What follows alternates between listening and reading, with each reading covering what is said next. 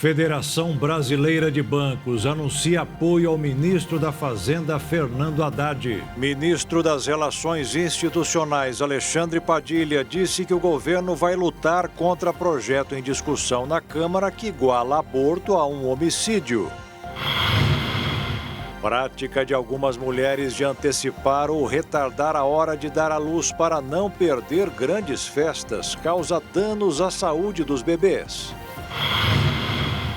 Ministério da Saúde revelou que diminuiu o número de cáries nos dentes de crianças. Professores da Rede Federal de Ensino recebem nova proposta para encerrar greve. Presidente da Rússia, Vladimir Putin, diz que aceita cessar fogo se a Ucrânia desocupar 4 territórios. Novos números do censo do IBGE mostraram que o Brasil tem milhões de ruas sem nome e casas sem número. E organizações não governamentais decidiram tirar o lixo do mar para fabricar vários tipos de produção, incluindo brinquedos. Agora no Jornal das 22.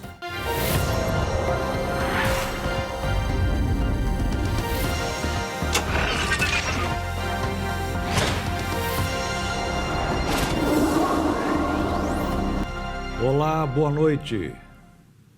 O ministro das Relações Institucionais, Alexandre Padilha, criticou nesta sexta-feira a proposta em discussão na Câmara, que estabelece a aplicação de pena de homicídio simples nos casos de aborto em fetos com mais de 22 semanas. Segundo ele, haverá um esforço do governo para barrar a votação do projeto. O texto em análise na Câmara dos Deputados altera o Código Penal, que hoje não pune o aborto em caso de estupro e não prevê restrição de tempo para a realização nesse caso. A lei também não pune o aborto quando não há outro meio de salvar a vida da gestante. Com exceção desses casos em que não há punição, o Código prevê detenção de 1 a 3 anos para a mulher que aborta, reclusão de 1 a 4 anos para o médico ou outra pessoa que provoque o aborto com o consentimento da gestante e prisão de 3 a 10 anos para quem provoque o aborto sem o consentimento da gestante.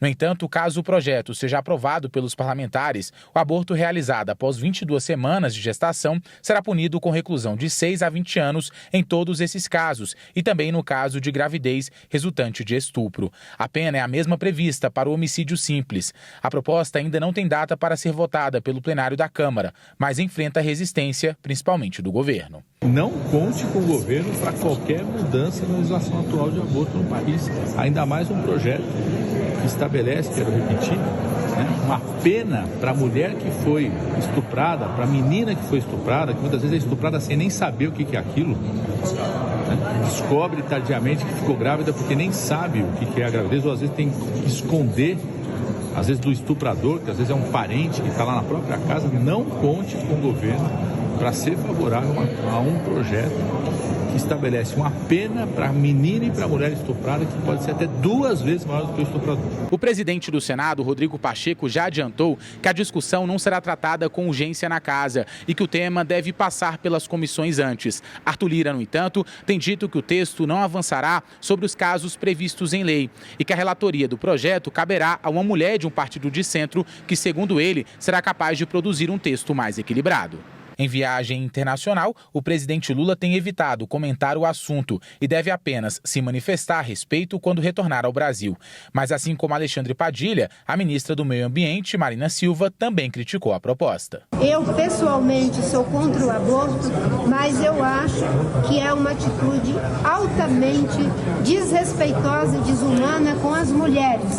Achar que o estuprador deve ter uma pena menor do que a mulher que foi estuprada e que não teve condição de ter acesso de forma dentro do tempo para fazer uso da lei que lhe assegura o direito ao aborto legal. Em 2012, uma decisão do Supremo Tribunal Federal garantiu também a permissão ao aborto no caso de fetos anencéfalos, mas não há na legislação o limite gestacional para a realização do procedimento. O presidente do Supremo Tribunal Federal declarou hoje que evitará se manifestar sobre o curso do projeto de lei sobre o aborto. Após ser questionado sobre o tema, Luiz Roberto Barroso, afirmou que poderá opinar se o caso chegar no STF. Isso porque, segundo ele, o Congresso, onde tem sido palco do debate, é o lugar adequado para a discussão. E um levantamento revelado hoje mostrou que um comportamento que vem sendo cada vez mais adotado pelas mulheres causa riscos à saúde dos bebês. É a prática de antecipar ou adiar o momento de dar à luz para não perder festas.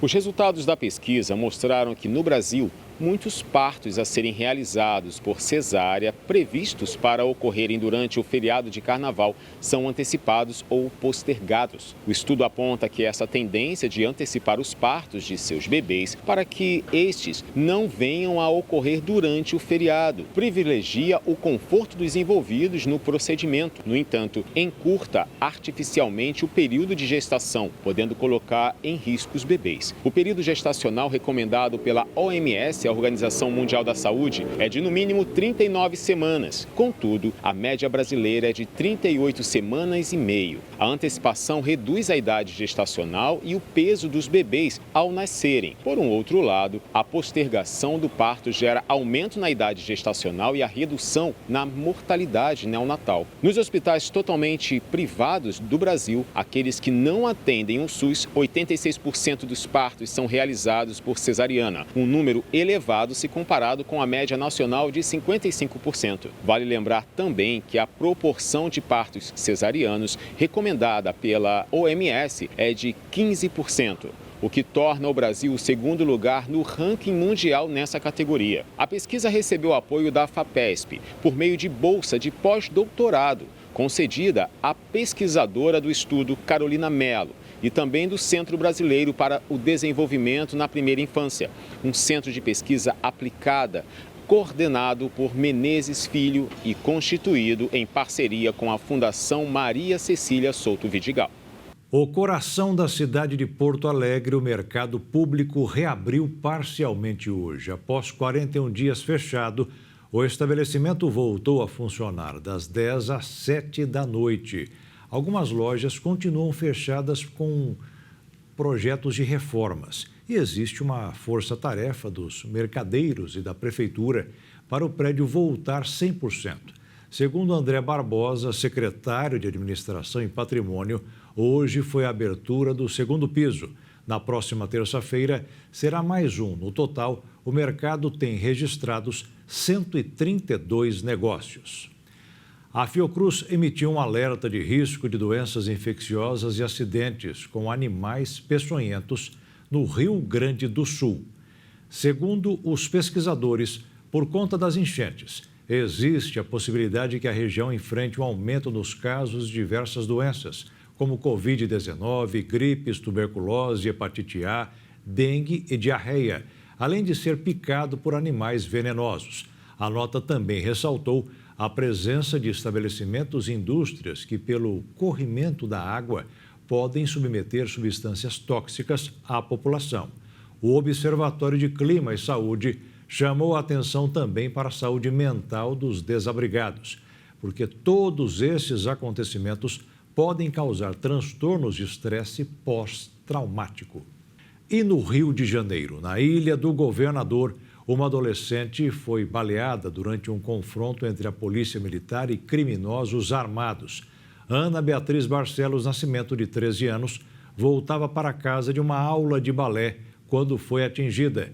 A Secretaria Municipal de Saúde divulgou que ela passou por uma cirurgia e o estado é grave. As armas dos policiais foram apreendidas e enviadas para a perícia. Segundo dados do ano passado do Instituto Fogo Cruzado, pelo menos 600 crianças e adolescentes foram baleados nos últimos 7 anos no Rio de Janeiro. E veja a seguir, a Federação Brasileira de Bancos anunciou apoio ao ministro da Fazenda, Fernando Haddad. E os professores da Rede Federal de Ensino recebem nova proposta para encerrar a greve.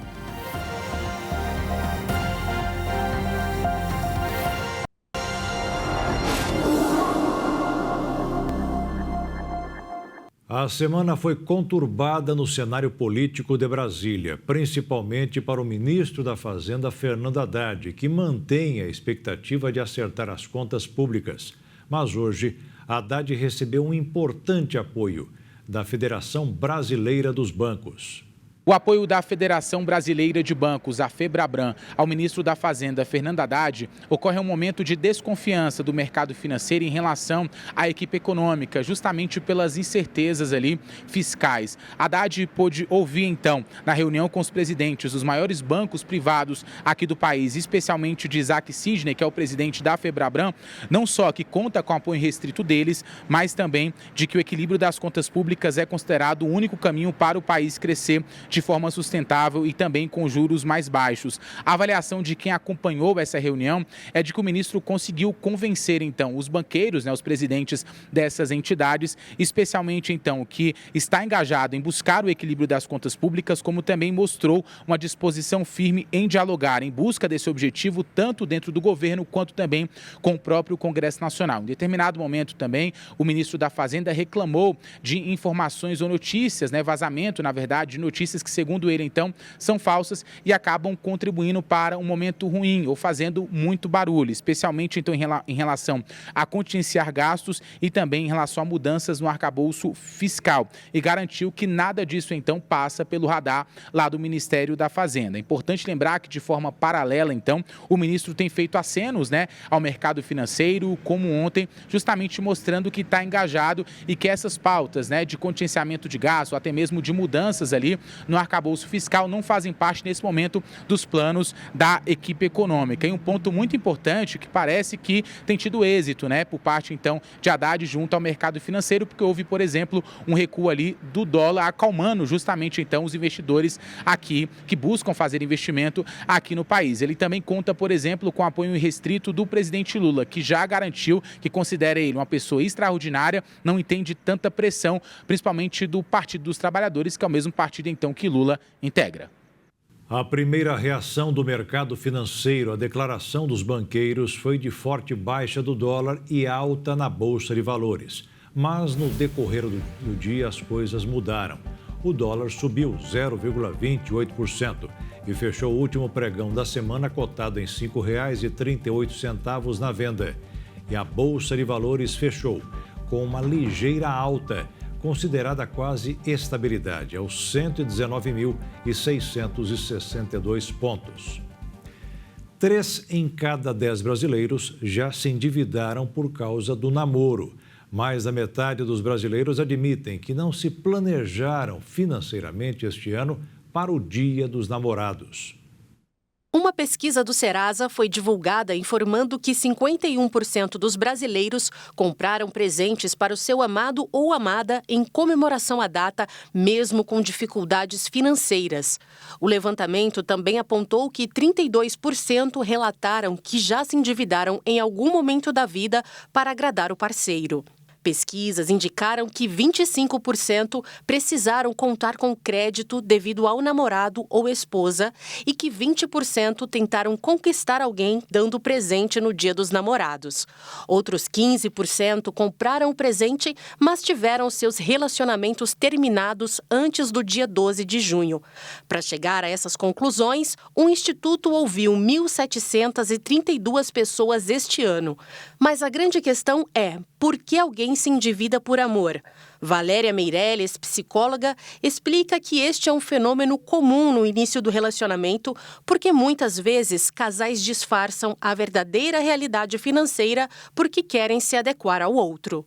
Foi aprovada hoje uma lei que cria tarifas sociais de água e esgoto para famílias de baixa renda. O documento foi publicado no Diário Oficial da União e assinado pelo presidente em exercício, Geraldo Alckmin. A lei vai entrar em vigor daqui a 6 meses. O principal objetivo é diminuir o gasto da parcela mais pobre da população. Apenas famílias com renda per capita de até meio salário mínimo terão direito ao benefício.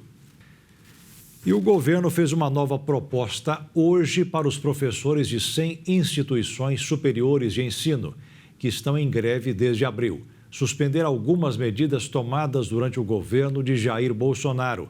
A decisão deverá ser tomada em assembleia. O governo propôs aos docentes de universidades federais a revogação de 2 normas da gestão anterior, como vem sendo reivindicado pela categoria. O governo diz que está confiante num término próximo da paralisação. De acordo com as entidades que representam os professores, a proposta será levada para a Assembleia para apreciação. A norma que entrou na negociação dos grevistas prevê ampliação da carga horária, ou seja, mínimo semanal de 10 horas para servidores da Rede Federal de Educação Profissional Científica e Tecnológica em meio período e 14 horas para tempo integral. Porém, a lei que regulamenta a jornada de trabalho da classe prevê o mínimo de 8 horas semanais para a educação pública superior. Outro ponto positivo foi o tempo de progressão na carreira, que deve ser revisto para ter mais agilidade.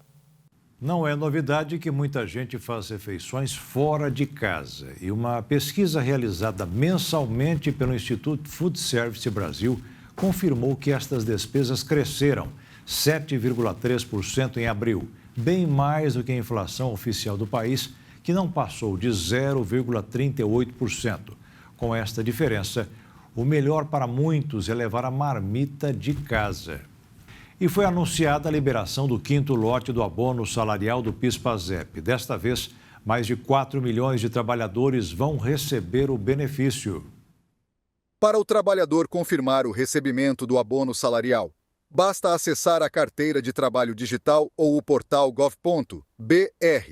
O pagamento deste 5º lote está liberado para 4.200.000 pessoas.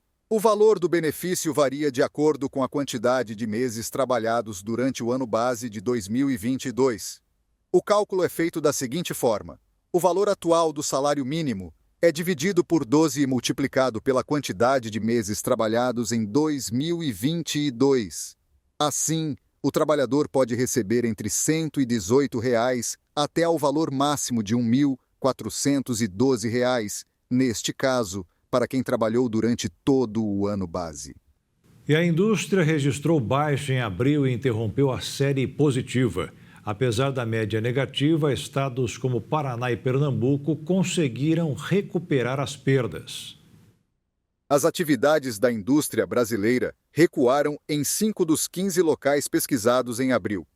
A queda fez interromper uma série de 2 meses positivos. Segundo o Instituto Brasileiro de Geografia e Estatística, o índice negativo de 0,5 ponto percentual foi influenciado por regiões como o Pará e a Bahia, mas, por outro lado, o Paraná e Pernambuco mostraram um crescimento de 2 dígitos e os mais elevados em abril. O setor extrativo foi o que mais influenciou o comportamento negativo na região paraense e na Bahia. Os derivados de petróleo e produtos químicos puxando as quedas. Já no estado paranaense, os bons resultados vieram dos derivados de petróleo e de alimentos. Em relação ao mesmo mês do ano passado, o setor industrial mostrou crescimento. No ano, em comparação ao mesmo período do ano passado, houve expansão de 13,5%. E no acumulado dos últimos 12 meses, avançou 1,5% em abril e permaneceu mostrando crescimento e intensificou o ritmo frente aos resultados dos meses anteriores. Na avaliação dos resultados regionais, 12 dos 18 locais pesquisados registraram taxas positivas em abril deste ano, mas 15 apontaram uma evolução em relação ao ano passado. De cada 10 empresas no Brasil, 8 remuneram os colaboradores premiando suas habilidades. Algumas empresas utilizam de inteligência artificial para identificar habilidades de seus empregados. O prêmio pode garantir um bom rendimento no salário no final do mês. No Brasil, a pesquisa contou com 88 empresas de diversos setores, que empregam de 500 a 50 mil pessoas. Isso é o que mostra um estudo realizado em 2023 pela empresa de consultoria de talento, saúde e investimentos, Mercer Brasil. Nesse grupo, 43% das corporações fazem algum tipo de mapeamento de habilidades dos funcionários. Mas, no geral, somente 66% dos cargos são analisados. e somente 8% incluem algum tipo de prêmio no salário por um talento específico do funcionário.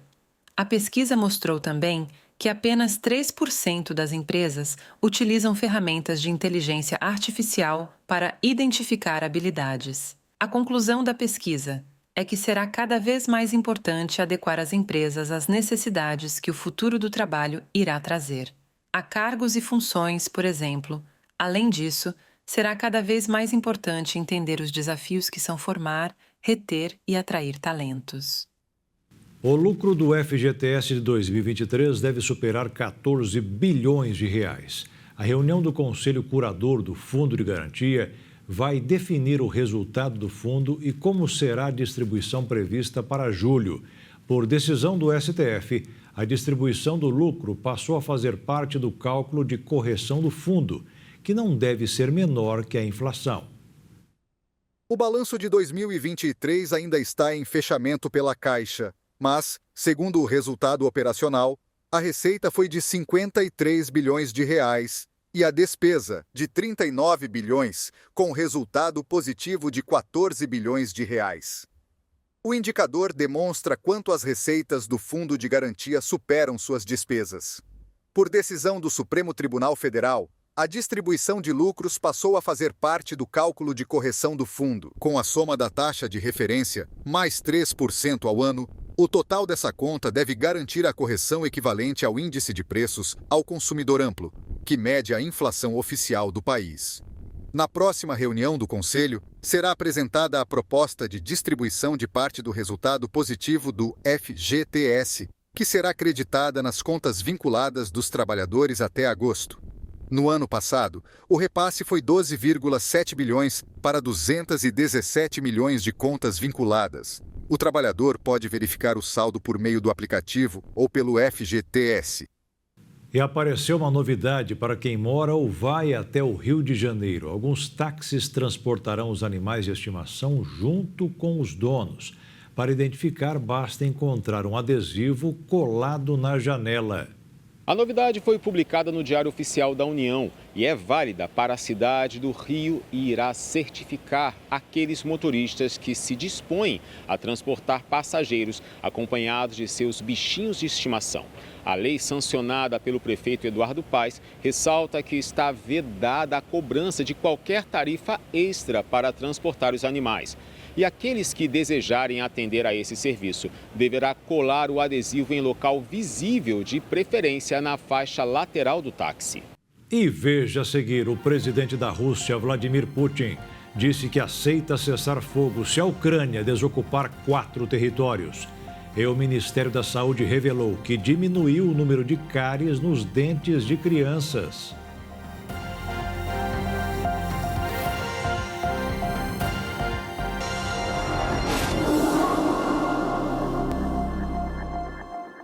Uma mulher foi presa no Rio de Janeiro, acusada de vender medicamentos falsos.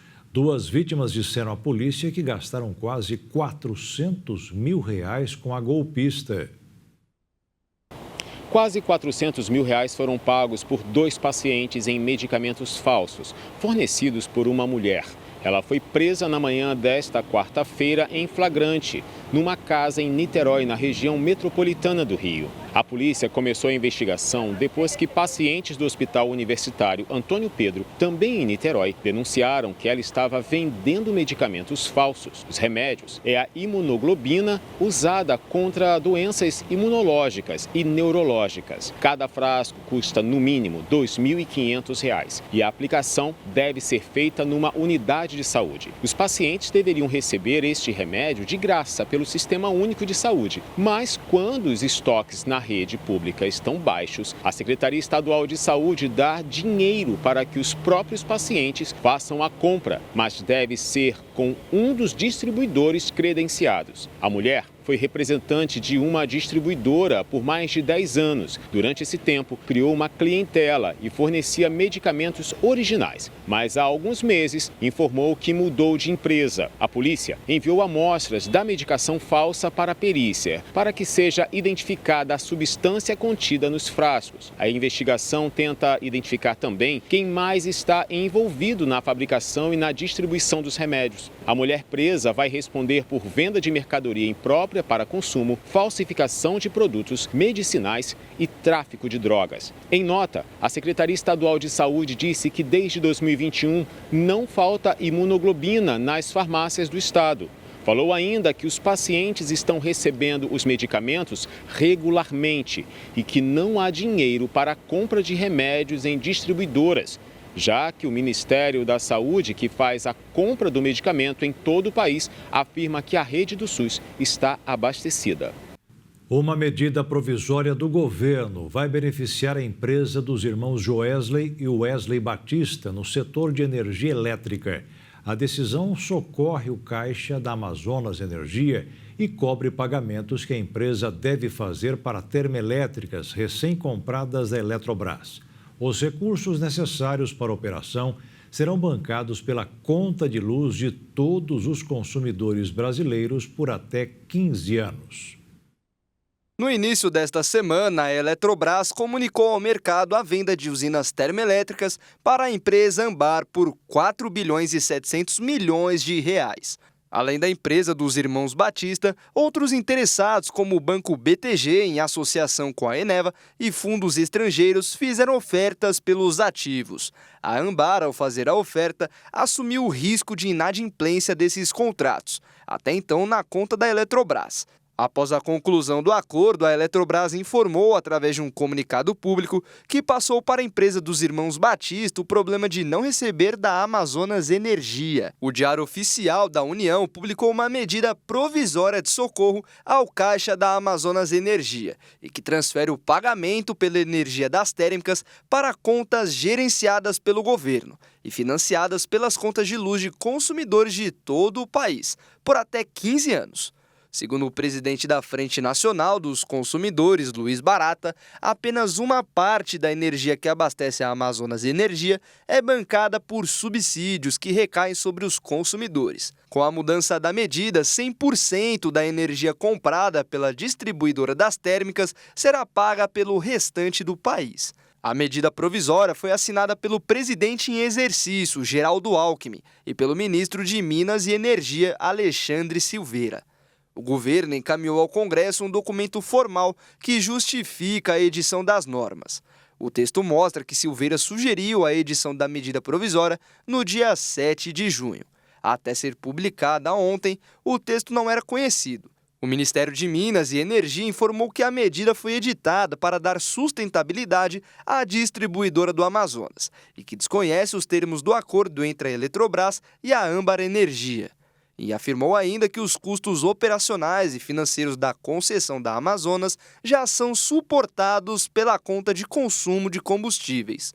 O governo disse também que a medida não vai onerar o consumidor final, pois se trata da continuidade de uma ação já adotada no âmbito da concessão, o que é contestado por agentes do mercado de energia e especialistas. A Eletrobras e a Ambar Energia não comentaram sobre o assunto. E o presidente Luiz Inácio Lula da Silva participou hoje da reunião com líderes do G7 na Itália. O encontro aconteceu às vésperas da cúpula sobre paz na Ucrânia. Lula fez críticas à guerra que Israel promove na faixa de Gaza, destacando as violações aos direitos humanos dos palestinos. Os líderes das nações mais ricas do G7 reúnem-se no sul da Itália. O presidente dos Estados Unidos, Joe Biden, o francês Emmanuel Macron e o primeiro-ministro japonês Fumio Kishida estão entre os líderes do grupo. Os líderes chegam num momento delicado, com guerras que decorrem na Ucrânia e em Gaza. Joe Biden, Macron e o britânico Rishi Sunak enfrentam eleições nas próximas semanas e meses. O presidente ucraniano Volodymyr Zelensky participou na quinta-feira numa discussão sobre a guerra da Rússia contra o seu país, agora no seu terceiro ano, onde pressionará novamente por mais ajuda dos aliados ocidentais. Os líderes do G7 esperam chegar a um acordo sobre a utilização dos lucros provenientes dos juros sobre 300 milhões de euros, o equivalente a 1,748 bilhões de reais de ativos congelados do Banco Central russo para ajudar Kiev. Atenta aos desafios globais, a anfitriã e primeira-ministra italiana, Giorgia Meloni, também convidou cerca de uma dúzia de chefes de governo não pertencentes ao G7. O presidente Luiz Inácio Lula da Silva, o presidente argentino Javier Milei e o secretário-geral da ONU, Antônio Guterres, também foram convidados. O presidente Lula disse que é necessária a participação da Rússia em qualquer tipo de negociação para o fim da guerra da Ucrânia e também criticou a atuação de Israel na faixa de Gaza. O Brasil condenou de maneira firme a invasão da Ucrânia pela Rússia. Já está claro que nenhuma das partes conseguirá atingir todos os seus objetivos pela via militar.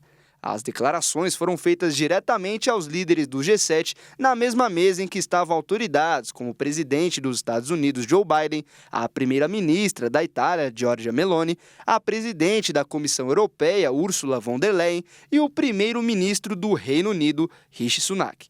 Todos grandes apoiadores da Ucrânia e que trabalham para isolar a Rússia. Sobre a guerra na faixa de Gaza, Lula voltou a criticar as ações de Israel, onde ele disse que em Gaza vemos o legítimo direito de defesa se transformar em direito de vingança. Estamos diante da violação cotidiana do direito humanitário, que tem vitimado milhares de civis inocentes, sobretudo mulheres e crianças. Isso nos levou a endossar a decisão da África do Sul de acionar a Corte Internacional de Justiça. Anteriormente, o líder brasileiro já havia criticado as ações militares israelenses, chamando-as de genocídio e chegando a fazer um paralelo entre elas e o Holocausto, o que gerou muitas críticas de países ocidentais e da oposição no Brasil.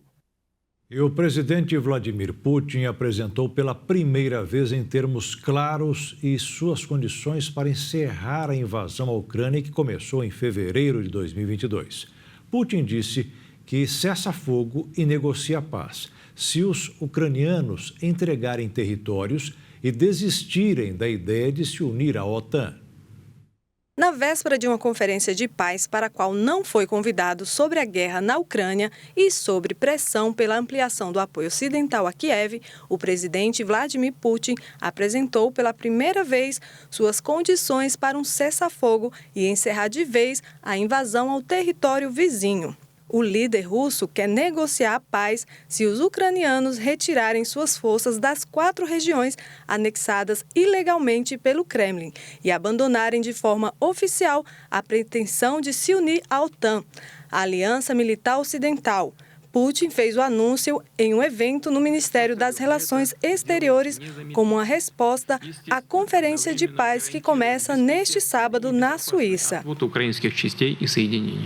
A declaração vem também após os Estados Unidos e aliados permitirem o uso de suas armas pelos ucranianos contra território russo, desafiando até aqui com sucesso a retórica de risco de escalada nuclear de Moscou. A repentina abertura do russo coincide com o aumento das promessas ocidentais a Kiev, além de um acordo de cooperação militar de 10 anos com Zelensky. O presidente americano Joe Biden havia anunciado na véspera um pacote conjunto com o G7 de 50 bilhões de dólares em ajuda a Kiev. O acordo foi minimizado como carta de intenções pelo Kremlin. O presidente da Ucrânia, Volodymyr Zelensky, já disse que não aceita as condições impostas por Putin para encerrar uma guerra que começou em fevereiro de 2022. O Fundo Monetário Internacional deu mais um sinal de apoio ao governo do presidente argentino Javier Milei. Os frequentes cortes de gastos estão derrubando a inflação e ajustando as contas. A população sente os efeitos, mas para o FMI, Buenos Aires merece dinheiro.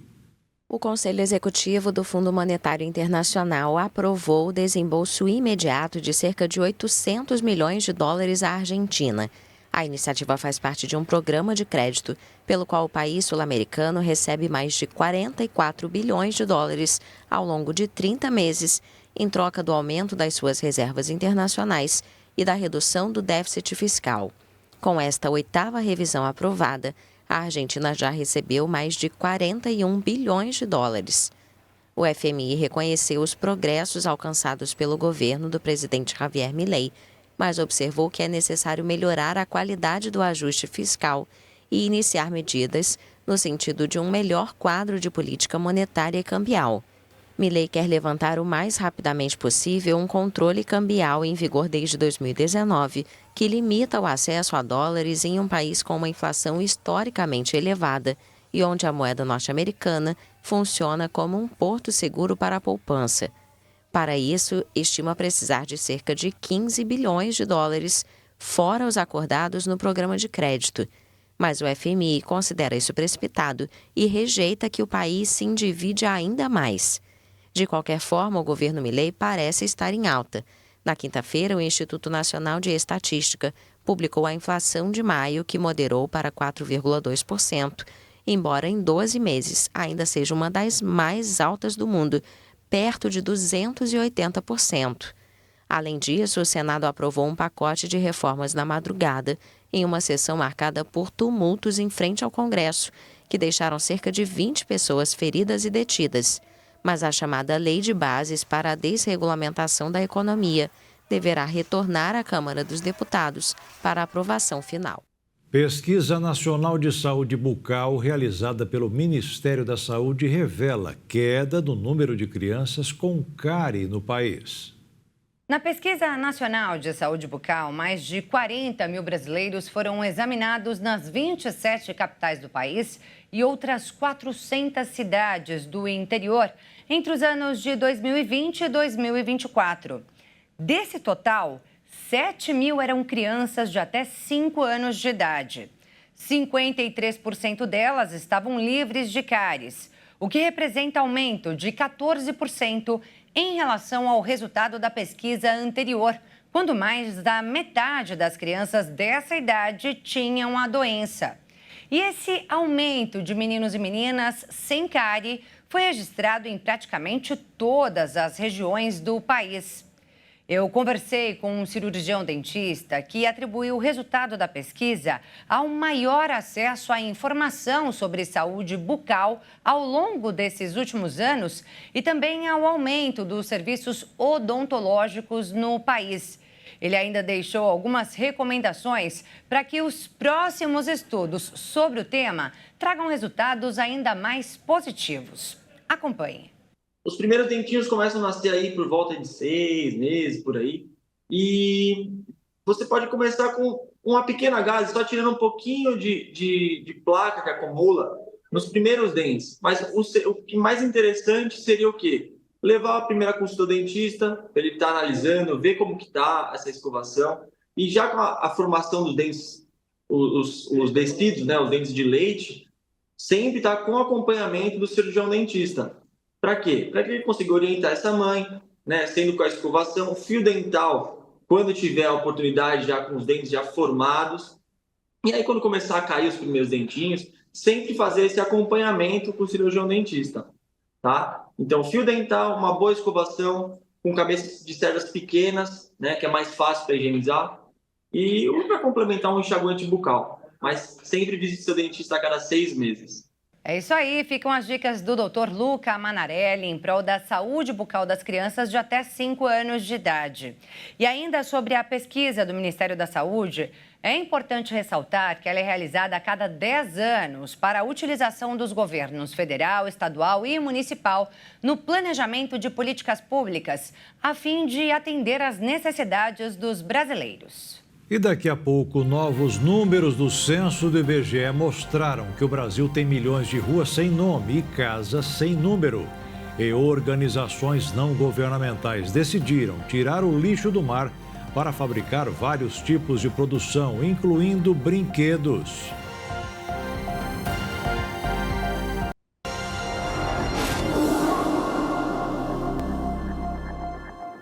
O IBGE, Instituto Brasileiro de Geografia e Estatística, divulgou hoje que o Brasil possui mais de 24 milhões de endereços sem número. Brasília é a cidade com a maior quantidade de endereços sem numeração. O censo de 2022 mostra que 22,8% de todos os endereços do Brasil não têm identificação, o que atinge mais de 24 milhões de residências ou estabelecimentos sem catalogação oficial. 3 capitais lideram o ranking de endereços sem número. Segundo o IBGE, Brasília, com 1.200.000 endereços, Goiânia, com 526.308 e Rio de Janeiro, com 280.496, são as cidades com maior informalidade na identificação das residências. Há uma observação referente a Brasília. Por lá, os endereços não são identificados por nome de rua, e sim por quadra ou conjunto. Por esse motivo, alguns endereços não possuem nome ou números. Os dados foram revelados nesta sexta pela pesquisa do Cadastro Nacional de Endereços para fins estatísticos em parceria com o IBGE. Esses dados são importantes para mensurar e calcular rotas em territórios e estimular políticas públicas centradas nas localizações dos habitantes. As informações podem embasar novas pesquisas e auxiliar os poderes. O Instituto Nacional de Meteorologia acendeu o alerta amarelo para a possibilidade de novas chuvas sobre o Rio Grande do Sul durante este fim de semana, mas não em quantidade suficiente para causar uma nova tragédia, uma situação cada vez mais comum no estado.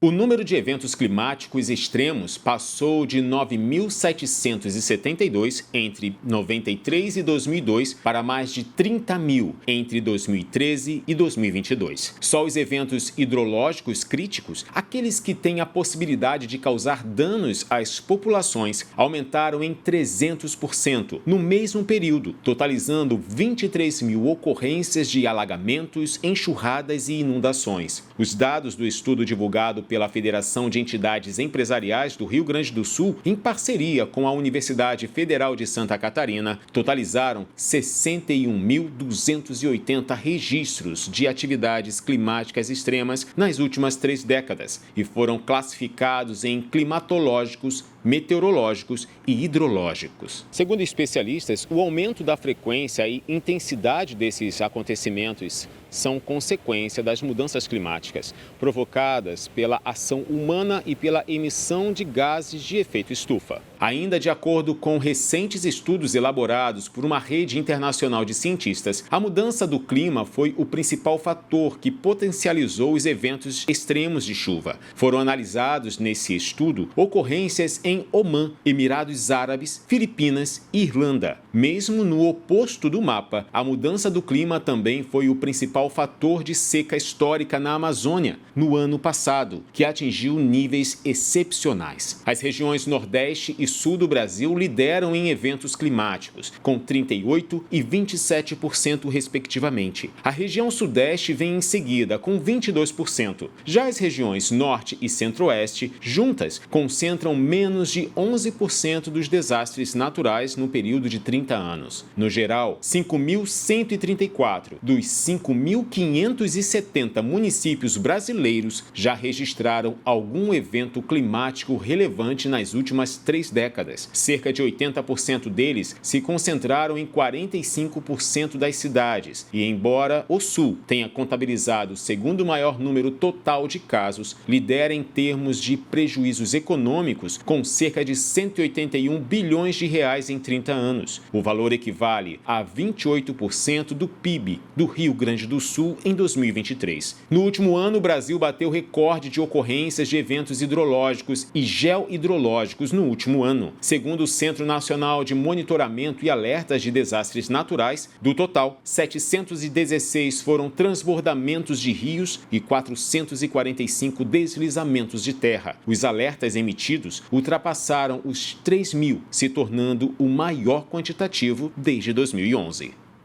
A próxima terça-feira, dia 18 de junho, será o Dia Mundial do Câncer de Rim, uma doença silenciosa que mata milhares de brasileiros todos os anos.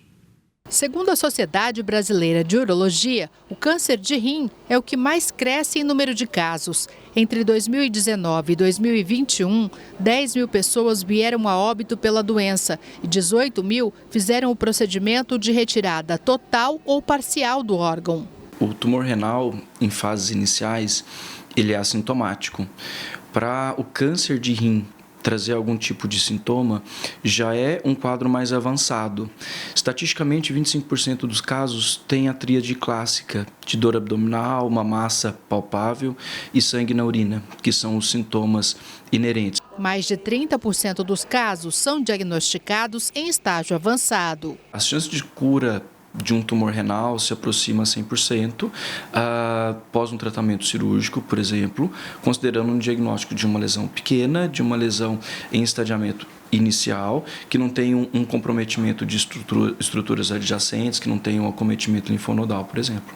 Segundo o médico urologista, 5% dos casos têm causas genéticas que devem ser investigadas. Geralmente são pacientes em idades mais jovens, aí, principalmente abaixo de 35 anos. Uma investigação genética para ver se tem alguma possibilidade de transmissão isso para filho, quanto também para podermos predizer se teremos também outras lesões. Por exemplo, tem algumas síndromes que acompanham tumores renais, mas tumores de tireoide, tumores em outros locais, em outros órgãos, que vão merecer um rastreio, uma atenção especial. O câncer renal tem uma estimativa de aumento de 22% este ano. Os hábitos saudáveis vão ser importantes para várias coisas, desde a saúde cardiovascular, desde a questão de tumores.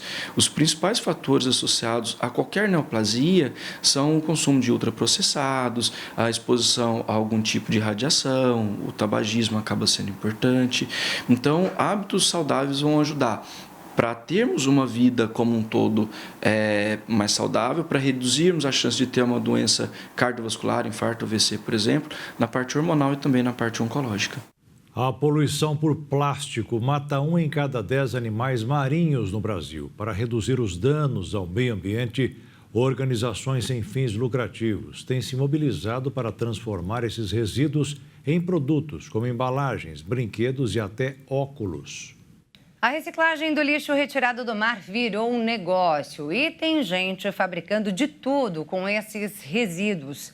São iniciativas sustentáveis que agregam valor às marcas e também ajudam a reduzir a cerca de 3 milhões de toneladas de plástico que só no Brasil são lançadas aos oceanos todos os anos, segundo o estudo do Blue Keepers, um projeto brasileiro ligado à ONU.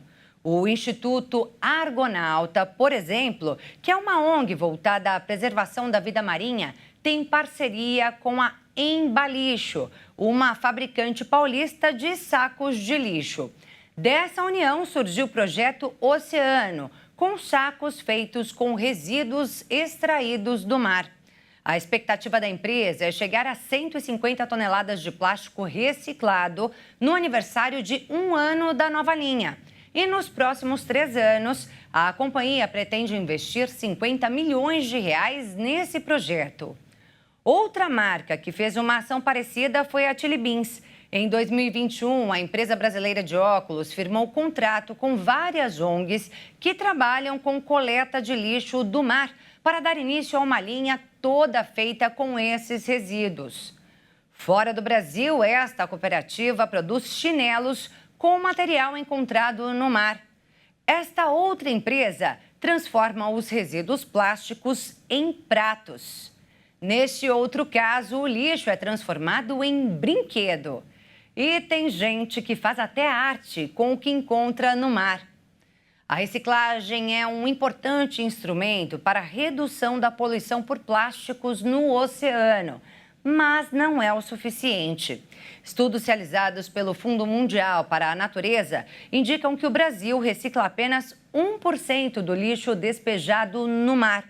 Por isso, mais do que reciclar, é preciso que cada um faça a sua parte, reduzindo o uso de descartáveis e fazendo o descarte correto de produtos recicláveis. A Eurocopa 2024 já começou. A Alemanha e a Escócia realizaram a partida inaugural e os alemães deram um show dentro de campo. Depois de um show de abertura da Eurocopa 2024, a partida inaugural finalmente começou. E já começou com belos gols e goleada da anfitriã do torneio. Com 3 títulos no currículo, a Alemanha goleou a Escócia por 5-1. Os gols dos donos da casa foram marcados por Wirtz, Musiala, Kai Havertz, Füllkrug e Emre Can. O zagueiro alemão Rudiger marcou contra a própria defesa e anotou o único gol dos escoceses. E com esse placar, a Alemanha lidera o Grupo A com 3 pontos. A Alemanha é a maior vencedora da Euro, junto com a seleção da Espanha, que também tem 3 títulos conquistados. A última vez que os alemães venceram a Eurocopa foi em 1996. A torcida também apoia o time para quebrar um jejum de 10 anos sem títulos, que dura desde a Copa do Mundo de 2014, vencida no Brasil. Já o objetivo da Escócia é passar da primeira fase da competição. Mas para isso acontecer, os escoceses precisam reagir e melhorar nos próximos confrontos. E o Jornal das 22 termina aqui. Uma boa noite e fique na paz. Tchau.